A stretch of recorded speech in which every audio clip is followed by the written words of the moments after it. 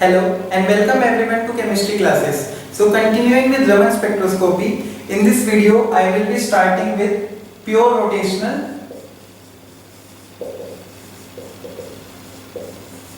Raman spectroscopy. तो अभी previous videos में हमने एक ब्रीफ आइडिया ले लिया था कि रमन स्पेक्ट्रोस्कोपी क्या है और इसमें हमको क्या ऑब्जर्व होता है और कैसे होता है, और जो हमारी मेन कंडीशन है रमन स्पेक्ट्रोस्कोपी की वो क्या है।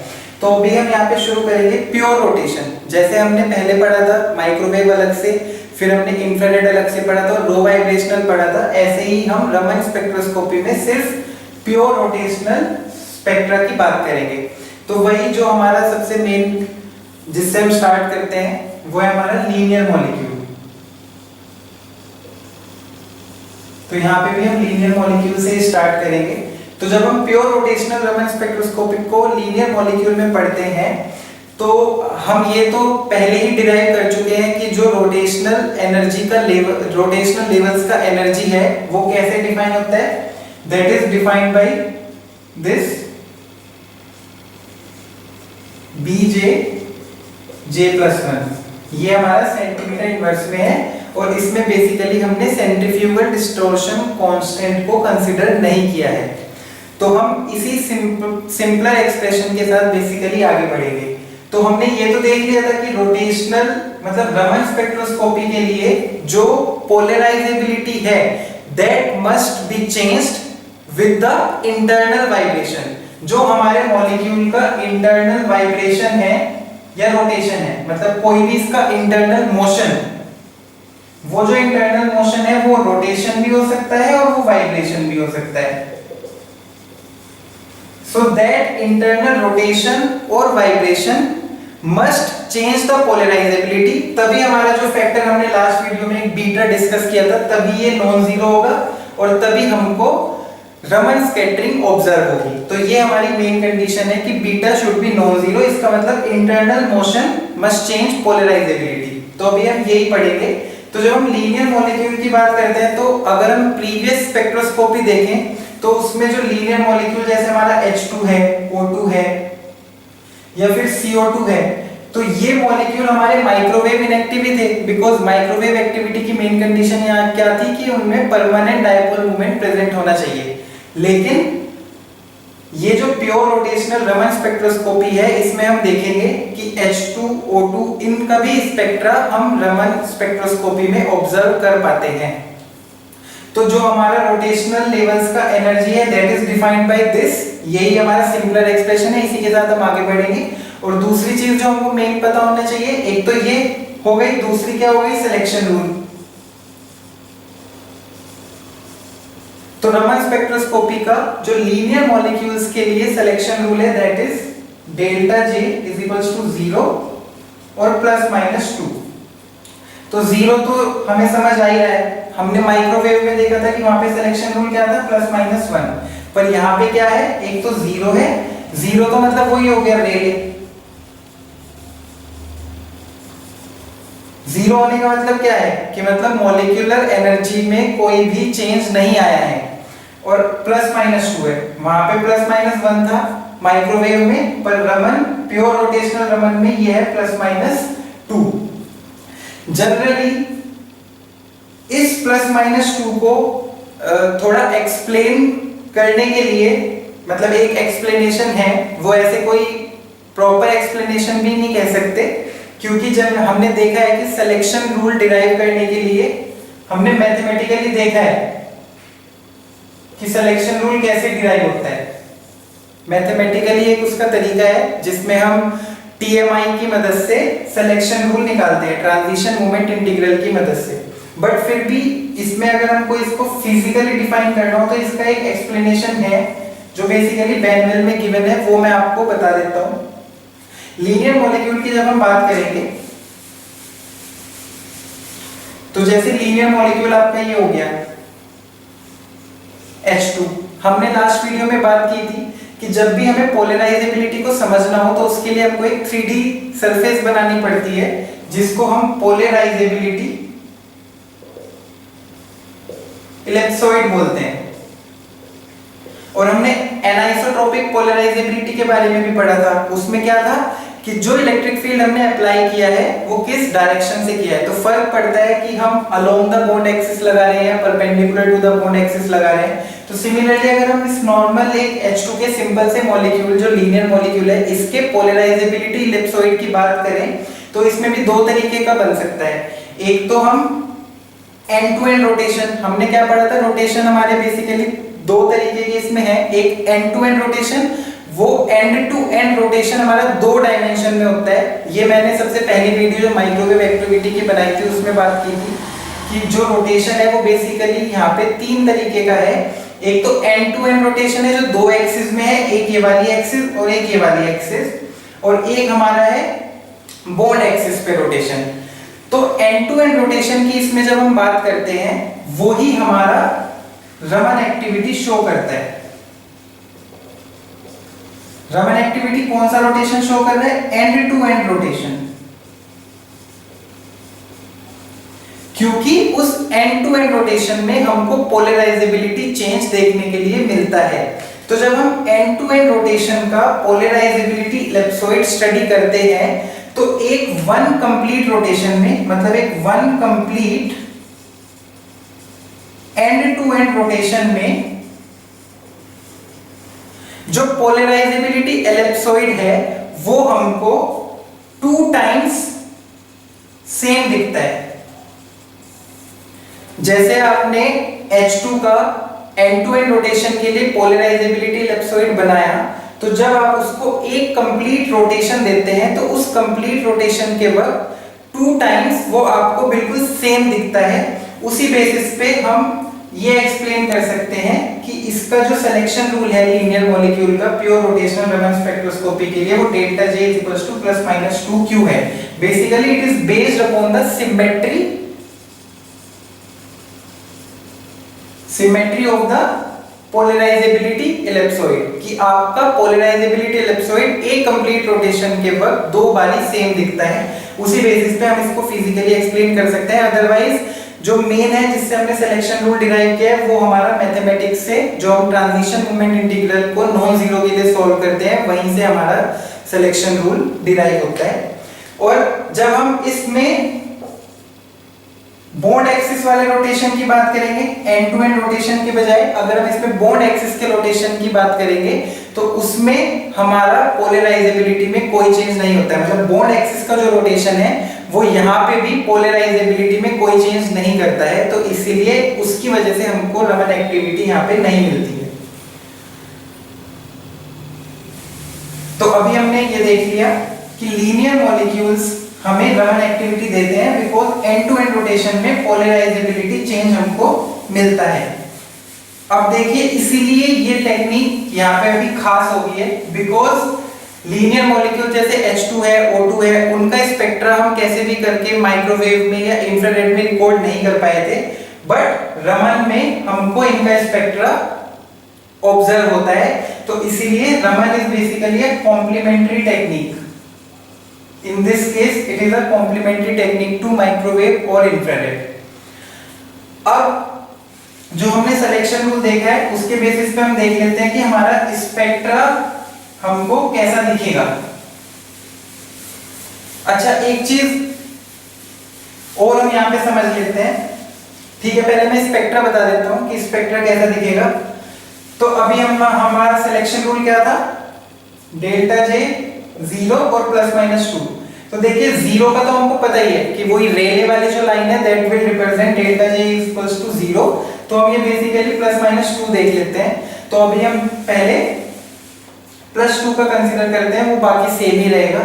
तो अगर हम +2 का कंसीडर करें डेल्टा J = +2, तो हम ये मान लेते हैं कि J अपर - J लोअर = 2, ठीक है।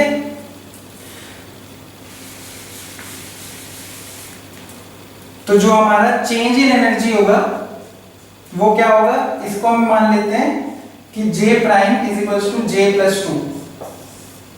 ये J अपर को मैंने J' से रिप्रेजेंट कर दिया है और J लोअर को J से ही रिप्रेजेंट किया है। तो B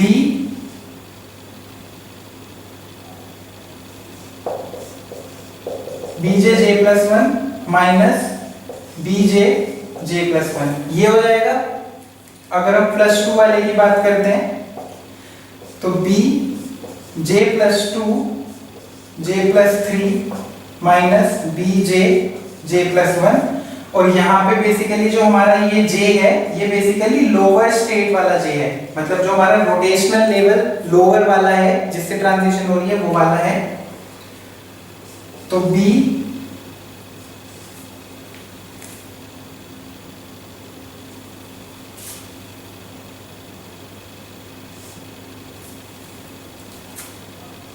j² plus 5j plus 6 minus b j² plus j, b यहाँ पे कॉमन ले लेंगे तो j² से j² कैंसिल हो जाएगा, 5j माइनस j हो जाएगा 4j और 6 आपका एज इट इज रहेगा। तो जो आपका चेंज इन एनर्जी है, जो आपका डेल्टा j प्लस 2 पे आपको मिला है that is b into 4j plus 6, और जो ये आपका j है ये आपका लोअर रोटेशनल लेवल वाला j है। ठीक है, सिमिलरली अगर आप -2 की बात करेंगे तो ये आपका माइनस में आ जाएगा। तो आप अल्टीमेटली क्या कंक्लूड कर सकते हैं,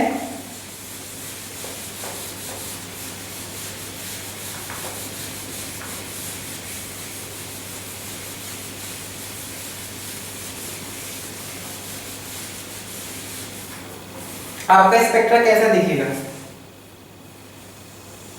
ये हो गया। ठीक है, तो ये तो हो गया आपकी रेले, ऑब्वियसली इसकी इंटेंसिटी सबसे ज्यादा होगी बिकॉज सबसे ज्यादा प्रोबेबल यही है। ठीक है, तो ये आपकी थी यहाँ पे एक्साइटेशन वेवलेंथ या फ्रीक्वेंसी, जिस फ्रीक्वेंसी पे आपने एक्साइट किया था ये आपकी हो गई रेले। ये आपका सिग्निफाई कर रही है डेल्टा j इक्वल्स टू 0। अब रमन में बेसिकली जो स्पेक्ट्रम बनाते हैं वो बेसिकली हम बनाते हैं किस बेसिस पे, जो हमारी लाइट जो हमने इंसिडेंट की है मॉलिक्यूल के ऊपर उस बेसिस पे। ठीक है, तो आप देखिए अगर हम इधर भरेंगे तो इधर हमारा हाई वेव नंबर है, इधर आएंगे मतलब जैसे ये हमारा यहाँ पे सेंटीमीटर इनवर्स में हम बात कर रहे हैं, ये वेव नंबर के बेसिस पे हमने ड्रॉ किया है। तो अगर हम राइट साइड जा रहे हैं तो हमारा वेव नंबर बढ़ रहा है, लेफ्ट साइड जा रहे हैं तो हमारा वेव नंबर घट रहा है। वेव नंबर बेसिकली वही एनर्जी के डायरेक्टली प्रोपोर्शनल होता है। तो अब आप देखिए अगर हम इधर बढ़ रहे हैं तो जो इंसिडेंट रेडिएशन है अगर उसकी एनर्जी बढ़ रही है तो इसका मतलब क्या है कि मॉलिक्यूल ने एनर्जी लूज की है। अगर मॉलिक्यूल एनर्जी लूज करेगा तभी तो हमारी इंसिडेंट रेडिएशन की एनर्जी बढ़ेगी। और अगर हम इधर की बात करेंगे तो यहाँ पे इंसिडेंट रेडिएशन की एनर्जी घट गई है, तो इसका मतलब मॉलिक्यूल ने एनर्जी गेन की है। अब जब मॉलिक्यूल एनर्जी गेन करेगा तो बेसिकली एब्जॉर्प्शन होगा,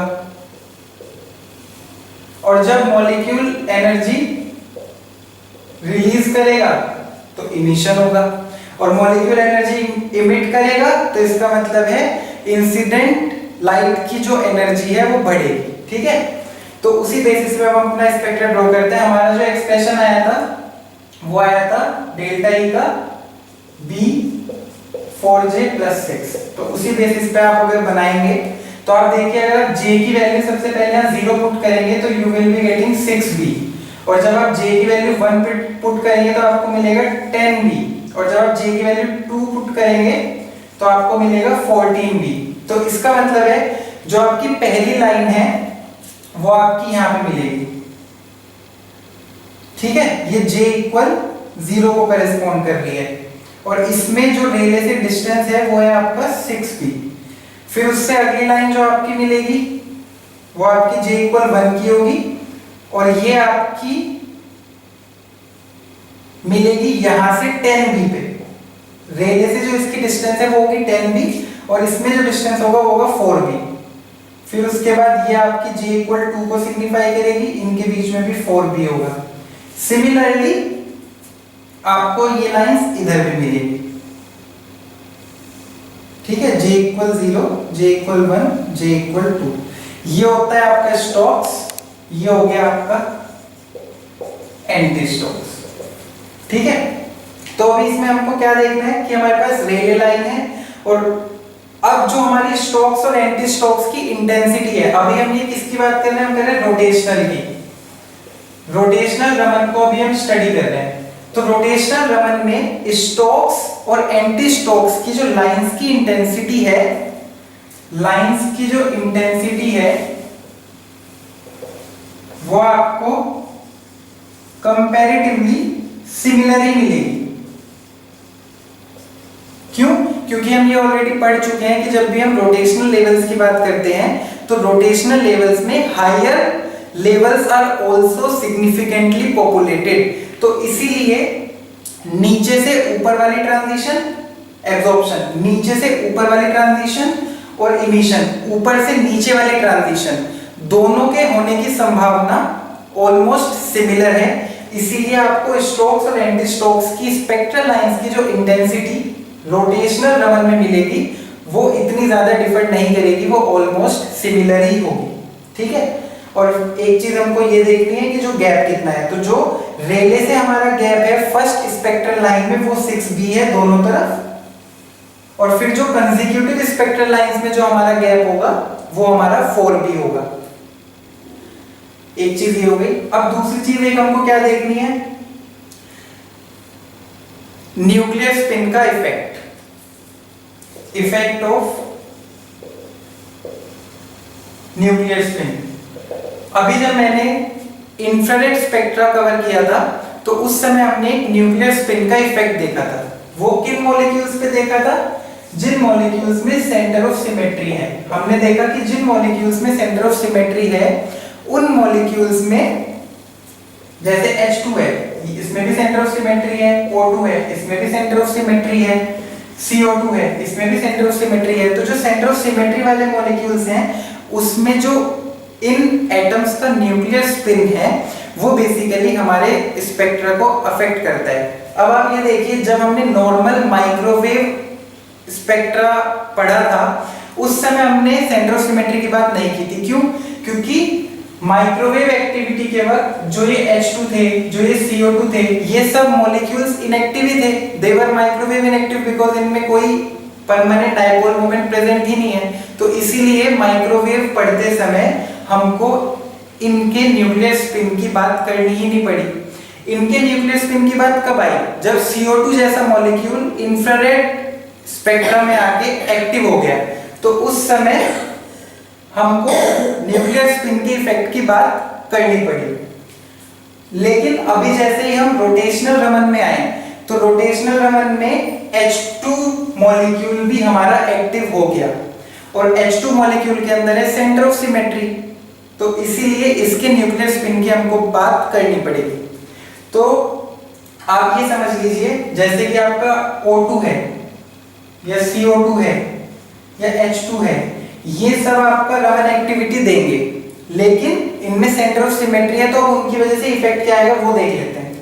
तो क्या होता है, जैसे आपका O2 जैसा मॉलिक्यूल है, O2 में आपकी सेंटर ऑफ सिमेट्री है और इसमें जो ये ऑक्सीजन है इसका जो न्यूक्लियर स्पिन है वो है आपका 0।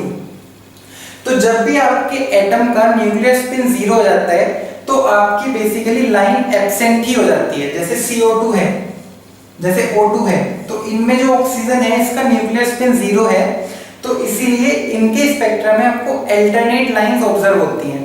अब बात उसमें भी ये आ जाती है कि अल्टरनेट में भी कौन सी, मतलब आपकी ये वाली J = 0, 2, 4, 6 अल्टरनेट लाइन तो गायब हुई, पर करस्पॉन्डिंग टू व्हाट J, मतलब ओड J के करस्पॉन्डिंग गायब हुई या इवन J के करस्पॉन्डिंग गायब हुई, तो उसको भी निकालने का मेथड है, बट बेसिकली वो भी हमारे स्कोप से बाहर है।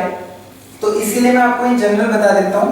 जैसे O2 है, O2 मॉलिक्यूल की जब हम स्पेक्ट्रा की बात करते हैं तो इसमें अल्टरनेट लाइंस हमको मिलती हैं, अल्टरनेट लाइंस मिलेंगी स्पेक्ट्रा में, और गायब कौन सी हो जाएंगी, इवन J वाली।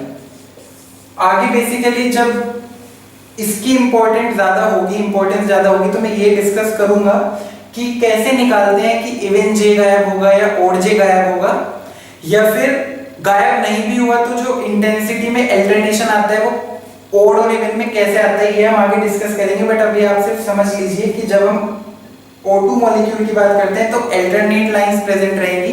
अल्टरनेट क्यों रही? बिकॉज इसमें इसका न्यूक्लियर स्पिन 0 है और अल्टरनेट में भी गायब कौन सी हुई है? इवन J वाली। तो अगर ये rotational Raman spectra suppose O2 molecule का है तो ये वाली लाइन J इक्वल 0 के करेस्पॉन्डिंग है, ये वाली लाइन J इक्वल 2 के करेस्पॉन्डिंग है, तो ये हमको ऑब्जर्व नहीं होगी।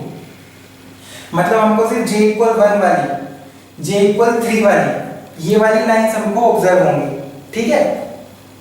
और अगर जैसे हम H2 मॉलिक्यूल की बात करें, H2 मॉलिक्यूल का अगर हम रोटेशनल रमन लें तो H2 में भी सेंटर ऑफ सिमेट्री है, बट इसका जो न्यूक्लियर स्पिन है वो नॉन जीरो है, तो इसीलिए इसमें जो स्पेक्ट्रल लाइन है वो पूरी गायब नहीं होती है, but alternation of intensity is observe. Alternation of intensity मतलब जो आपकी ऑड और इवन J के करेस्पॉन्डिंग लाइंस हैं उनमें इंटेंसिटी का अल्टरनेशन ऑब्जर्व होता है। जैसे हमने एसिटिलीन मॉलिक्यूल में देखा था कि 1:3 का है, ऐसे ही यहाँ पे भी कुछ भी हो सकता है, 1:2, 2:1, कैसे भी करके आपको मिल सकता है।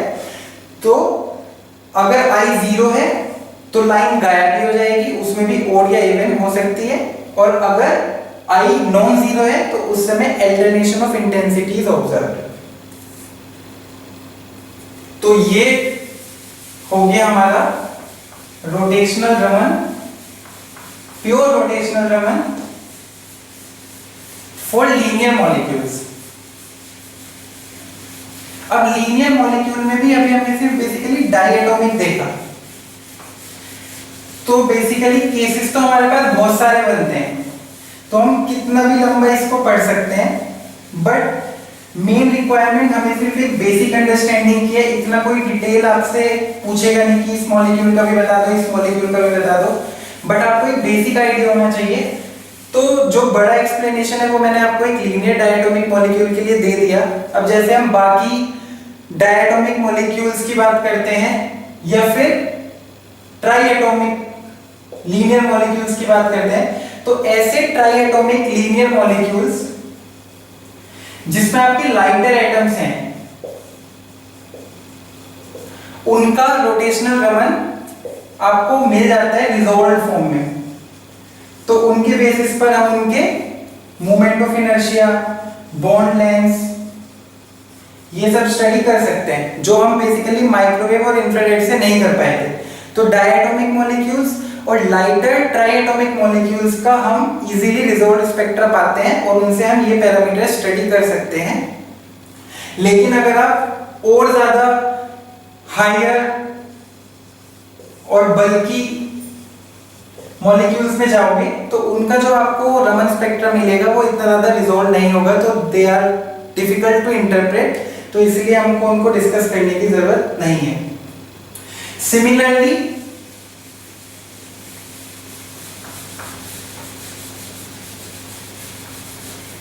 लीनियर मॉलिक्यूल्स के बाद आ जाते हैं हमारे symmetric top molecules. Symmetric top molecules का भी हमको प्योर रमन स्पेक्ट्रा मिलता है। उसके लिए हमारे पास अलग से सिलेक्शन रूल है, जैसे हमारे पास लीनियर के लिए था डेल्टा J = 0 ± 2, ऐसे ही सिमेट्रिक टॉप मॉलिक्यूल के लिए भी हमारे पास सिलेक्शन रूल है।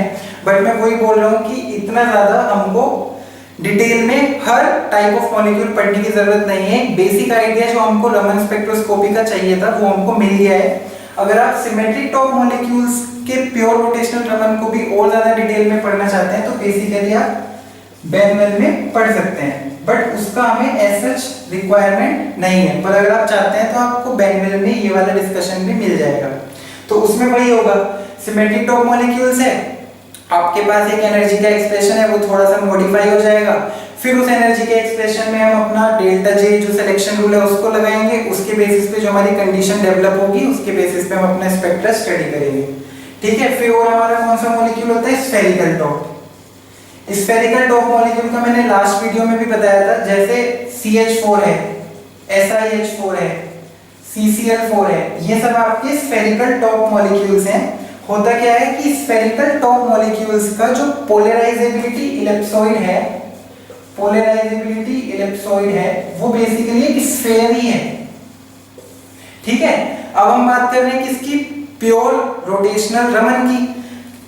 तो पोलराइजेबिलिटी इलिप्सॉइड को रोटेशन के वक्त चेंज होना होगा, मतलब पोलराइजेबिलिटी इलिप्सॉइड जो आपका स्फीयर है, इस स्फीयर की पोलराइजेबिलिटी को रोटेशन के वक्त चेंज होना होगा, तभी हमको इन पर्टिकुलर मॉलिक्यूल्स का रोटेशनल रमन मिल पाएगा। बट ऐसा नहीं होता है, अगर आप किसी स्फीयर को रोटेट करोगे तो उसकी पोलराइजेबिलिटी में कोई चेंज नहीं आता है। तो नहीं आएगा तो इसका मतलब क्या हो गया, बीटा की वैल्यू 0 हो गई। तो बीटा की वैल्यू 0 होने का मतलब है कि इन पर्टिकुलर मॉलिक्यूल्स में आपको रमन स्कैटरिंग नहीं मिलेगी। ठीक है, फिर फोर्थ टाइप ऑफ मॉलिक्यूल्स हमारे कौन से हैं, asymmetric dot. Asymmetric basically they are all Raman active, but फिर से बात वही आ जाती है कि एसिमेट्रिक टॉप मॉलिक्यूल्स में तो हम सिमेट्री के बेसिस पे भी चीजें डिफरेंशिएट नहीं कर पाते हैं। तो रमन एक्टिव तो है, स्पेक्ट्रा मिलेगा, लेकिन जो स्पेक्ट्रा है वो काफी ज्यादा कॉम्प्लेक्स होगा इंटरप्रेट करने के लिए, तो इसीलिए अभी हम उसको यहाँ पे डिस्कस नहीं करेंगे। तो ये बेसिकली था हमारा pure rotational Raman of linear molecule, symmetric top, spherical top और एसिमेट्रिक मॉलिक्यूल्स। ठीक है, तो अभी हम नेक्स्ट वीडियो में डिस्कस करेंगे vibrational Raman spectroscopy. So that was all about rotational, pure rotational Raman spectroscopy. So thank you so much for watching this video.